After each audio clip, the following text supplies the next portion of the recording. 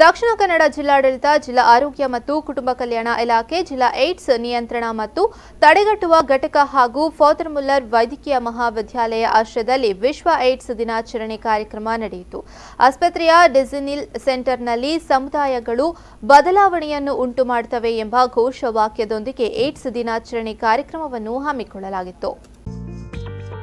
ಮಂಗಳೂರಿನ ಕಂಕನಾಡಿಯ father Muller medical ಕಾಲೇಜಿನ ಡೆಸಿನಿಯಲ್ ಸೆಂಟರ್ನಲ್ಲಿ ವಿಶ್ವ ಏಡ್ಸ್ ದಿನಾಚರಣೆ ಕಾರ್ಯಕ್ರಮವನ್ನು ಹಮ್ಮಿಕೊಳ್ಳಲಾಗಿತ್ತು. ಇನ್ನು ಕಾರ್ಯಕ್ರಮವನ್ನು ಪ್ರಧಾನ ಜಿಲ್ಲಾ ಮತ್ತು ಸತ್ರ ನ್ಯಾಯಾಧೀಶರಾದ ಕಡ್ಲೂರು ಸತ್ಯನಾರಾಯಣಾಚಾರ್ಯ ಅವರು ದೀಪ ಬೆಳಗಿಸುವ ಮೂಲಕ ಉದ್ಘಾಟಿಸಿದರು.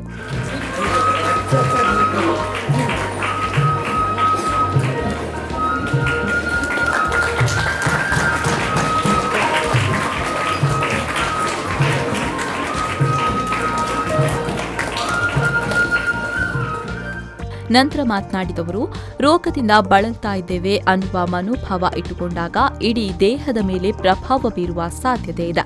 ಆದ್ದರಿಂದ ರೋಗದ ಬಗ್ಗೆ ಭಯಪಡುವ ಅಗತ್ಯವಿಲ್ಲ. ಇತ್ತೀಚಿನ ದಿನಗಳಲ್ಲಿ ಏಡ್ಸ್ ಕಾಯಿಲೆ ಬಗ್ಗೆ ಜಾಗೃತಿಯಿಂದಾಗಿ ರೋಗಿಗಳನ್ನ ನೋಡುವ ದೃಷ್ಟಿಕೋನ ಬದಲಾಗಿದೆ. ಇದು ಉತ್ತಮ ಬೆಳವಣಿಗೆ ಅಂತ ಹೇಳಿದ್ರು.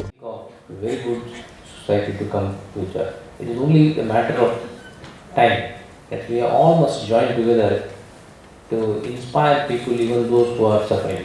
Yes, whatever has happened. Don't worry about it. We are here, we will take care of you. That word of soothing effect will have its own softening for this rest of the life. And definitely, at least through him, you can expect. He can also be a good messenger. Yes, I had and I have heard, and nothing to worry. Not to do such things. That message will go a long way. So ultimately, these are the ತದಬಳಿಕ Wenlock ಜಿಲ್ಲಾಸ್ಪತ್ರೆಯ ರಕ್ತನಿಧಿ ಕೇಂದ್ರದ ವೈದ್ಯಾಧಿಕಾರಿ ಡಾ ಶರತ್ ಅವರು ಮಾತನಾಡಿ, ಮೊದಲು AIDS ಕಾಯಿಲೆ ಮಾರಕವಾಗಿ ಪರಿಗಣಿಸಿತ್ತು. ಆದರೆ 2003ರಲ್ಲಿ ಐಸಿಟಿಸಿ ಸಂಸ್ಥೆಯಿಂದ ಏಡ್ಸ್ ರೋಗವನ್ನು ನೋಡುವ ರೀತಿ ಬದಲಾವಣೆಯಾಗಲು ಸಾಧ್ಯವಿದೆ ಎಂದು ಹೇಳಿದರು. The discrimination was in the peak.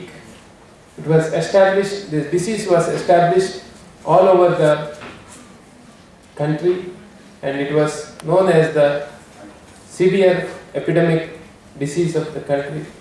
Those days we created a team of force with this ICTC, that is Integrated Counseling and Testing Center.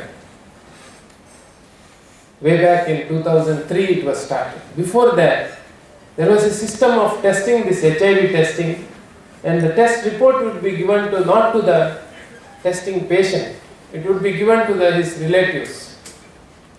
So the initial discrimination was introduced there.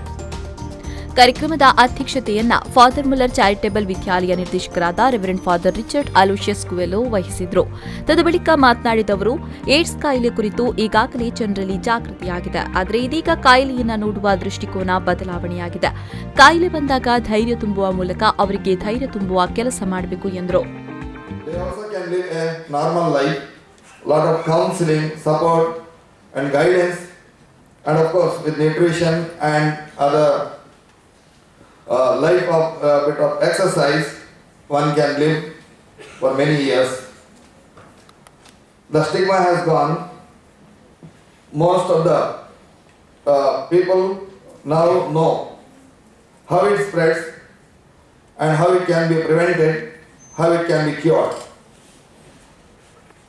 Both preventive and curative measures are required. But above all, as the Honorable Judge said,